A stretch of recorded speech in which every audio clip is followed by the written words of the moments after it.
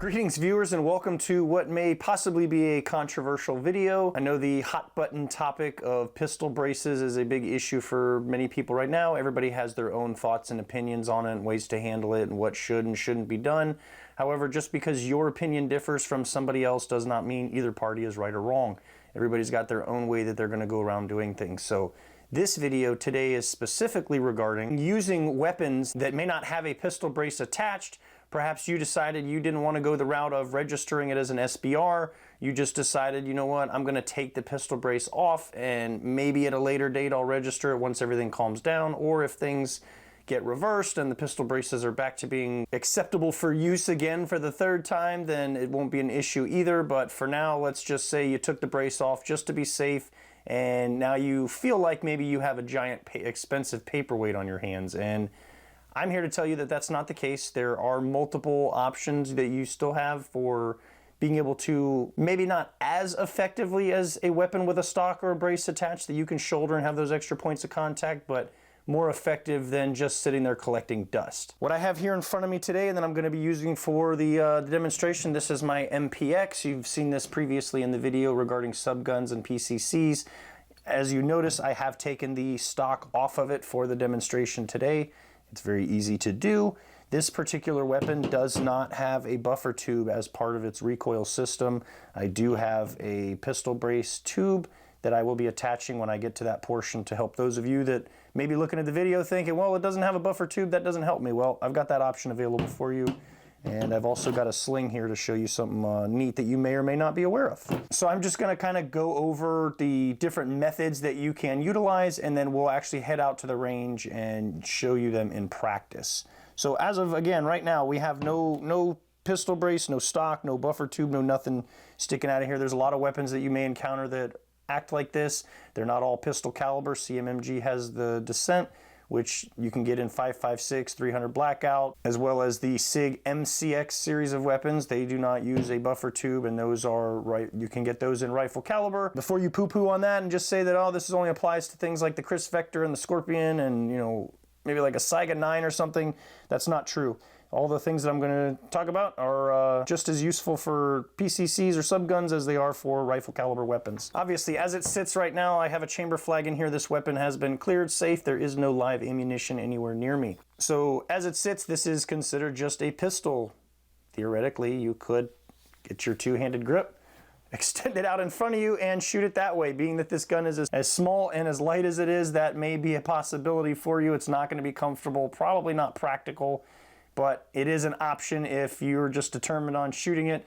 But you have a couple more options when it comes to firing this weapon without a brace or a stock on it. So obviously, holding it like you would a actual pistol with the two-handed grip, you only have that one point of contact, and you have all the weight of that weapon hanging out there. Your arms are going to get fatigued.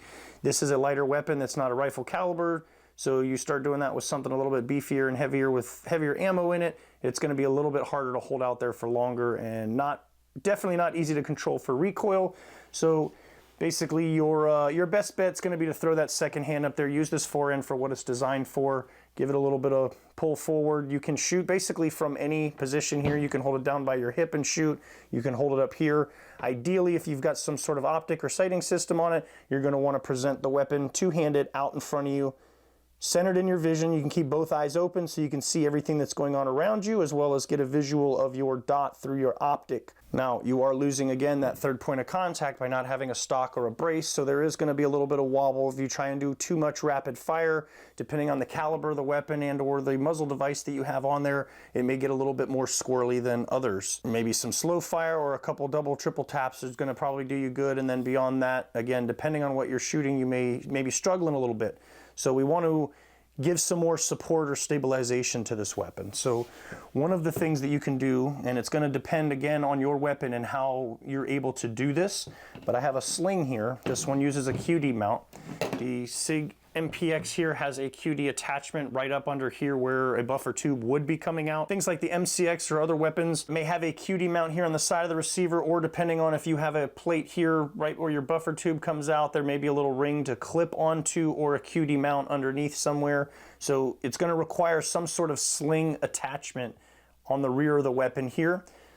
A lot of times maybe the stock that's attached is going to have that on there, but that's not going to work because obviously we don't have that attached. So once you attach your sling,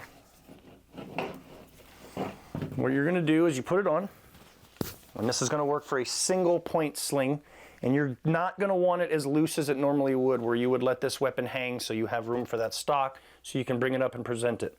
This is going to need to be tightened. And again, depending on your body size and the weapon that you're using, it's going to be a little bit different, so you're going to have to do it to your fit. I am a right-handed shooter, so I put the sling over my head and through my left arm. If I personally do this reversed and put it through my right arm, when I bring this weapon out to present it, this strap cuts into my neck and starts cutting off my blood flow, so that is not comfortable for me. You may be yelling at me saying, oh, you're doing it wrong, put it the other way. If that works for you, great. This is what I do. Try it both ways, see which one works for you. You have this point here now on your body, and if I push against this sling and hold it just like I mentioned before, you may need to, again, work on your tightness. This probably needs to be tightened a little bit more. But what you're going to do is you're going to hold it in that same presentation, but you're going to pull against this sling on your body, and that is going to not necessarily stabilize it as much as, again, a stock pulling towards you, but pulling away from you. You are kind of locking down the back of this thing and helping it wobble a lot less. And you can pull it out, present, look through your sights, and you get a little bit more stability out of it. It's going to take a little bit of practice, much like anything else. If it's something you're not used to doing or you've never done before, you're going to have to fiddle with it. Play with your sling a little bit, tighten it, loosen it, get your positioning where you like to hold the weapon out there, where instead of just looking through one eye, you're looking through both. Again, you want that situational awareness to be able to see everything and have both your eyes open so you can look through your optic to shoot. Now, for those of you that have a AR style weapon that has a buffer tube that's sticking out of it, I'm going to go over that as well. This one's pretty simple. You can do the same method with the sling, having the buffer tube sticking out, and what you'll have is when you go to present it, you'll have actually maybe a little bit of cheek weld, and you can kind of use your face to adjust and position the weapon a little bit as you're pulling out. The only issue you may run into is it may get caught up in your sling depending on how you get it set up. So again, you're going to have to adjust it. You're going to have to play with it to your personal needs and fit. Other option is pretty obvious. Some of the pistol tubes that you see coming on ARs or other various weapons are going to have kind of like a rubbery foam cover here. It's not going to provide a whole lot of comfort. However, it's going to be a little bit better than bare metal. But all you have to do is present the weapon like normal and just put that buffer tube right in your shoulder. Seems very simple and rudimentary, but it works. It's not, again, as great. You don't have as much surface area in the back. You've only got one point for things to wiggle and roll around on, but it's still going to work. It's still going to give you some sort of contact that you can utilize, get your cheek weld, and operate your weapon like normal. So when we go outside, I'll actually attach this on there. I'm not going to attach it now just because then I have to take it off and then put it back on again. So I guess I've kind of talked about it enough. It's time to head outside and demonstrate it in action. All right, so here we are back on the range. I do have the shot clock set up. I bought it, so I might as well use it. However, that's not really the focus of today. Again, we're just going to go over the positions and ways to hold this thing and shoot it without a brace or stock attached to it. I am going to start without any sort of attachment here, so we've got nothing, no sling, no buffer tube, just plain old pistol configuration. We're going to turn our optic on. All right, so again, the first thing, you can shoot it like this. Not recommended, especially with a light weapon like this. It's a little more possible. With something bigger, heavier caliber, heavier ammo and more rounds, it's going to be a little bit more difficult for you, but it is possible.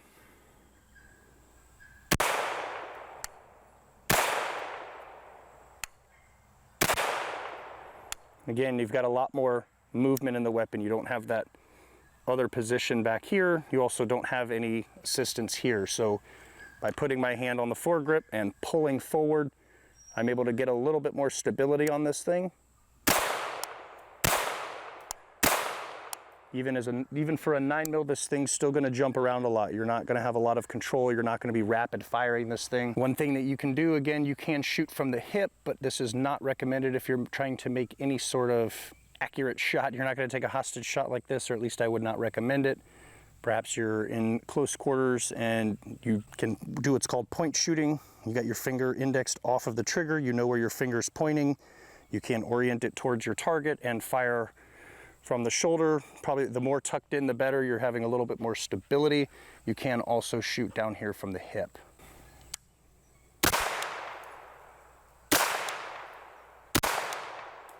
So we're able to walk those rounds in on target. Again, in a compressed position, you're going to be a little bit more cramped, a little less comfortable.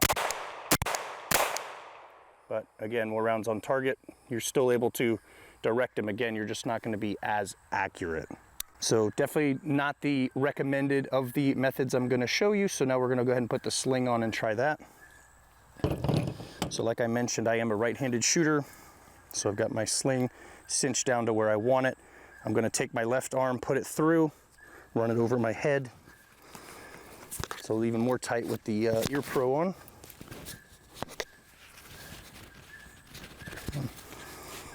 Go ahead and get it situated and untwisted. Again, it's nice and tight. This is not where I would keep this position for a normal rifle that I'm just leaving slung.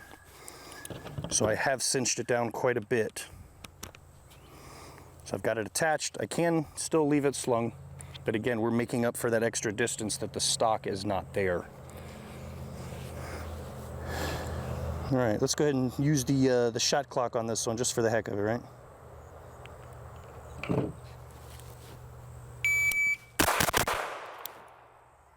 A lot more stable having that positioning to pull against, or that third position to pull against here. As previously stated, none of these are ideal, but when you got to do make the best of what you have, right? A lot more stability and recoil control because again, you are taming the back here. It's not flopping around out in space. All right, so now you've got a buffer tube attached here, no pistol brace, just a metal rod that's going to be either poking into your shoulder, or since I have the sling on still, we'll do that. If you do have a sling attachment point that allows you to still do this with a pistol buffer attached, you can still use the same method of pulling against that sling.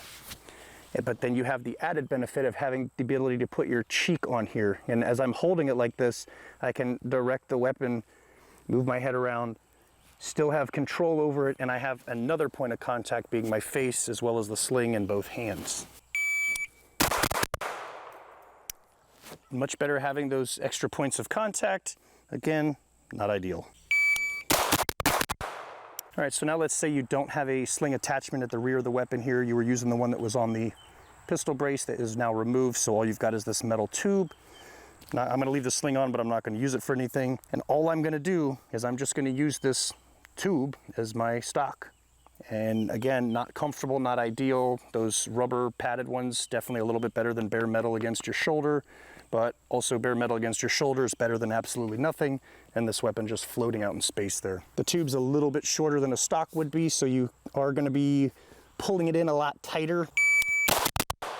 You're gonna feel it a little bit more, especially if it rubs your collarbone.